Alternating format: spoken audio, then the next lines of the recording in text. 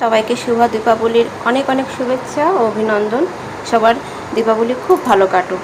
তো আমার না ছোট ছোট জিনিস এক একটা যে কোনো অনুষ্ঠানে যেটা আমি জানি কি করতে খুব ভালোবাসি। ছোট্ট ছোট্ট জিনিস হয়তো সময়ের অভাবে সেভাবে পেরে উঠি না, কিন্তু যেটুকু জানি বা যেটুকু সময় পাই তার মধ্যেই চেষ্টা করি আমি সেগুলো করার।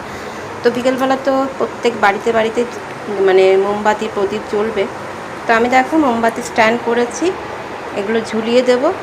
যতটা সময় হাতে ছিল আমি আজকে একদিনের মধ্যে এগুলো করেছি, যতগুলো পেরেছি।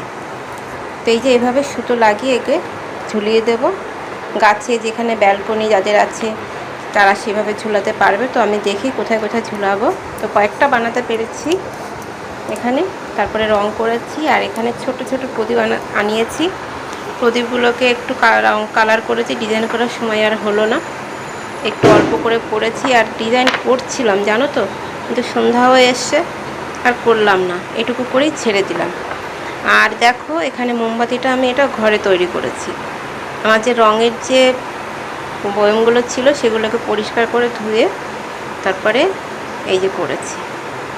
তো চলো রাতের বেলা জ্বালাবো যখন, তখন অবশ্যই তোমাদের সাথে শেয়ার করব, দেখি কেমন লাগে আর কতটা সাকসেসফুলি পারি।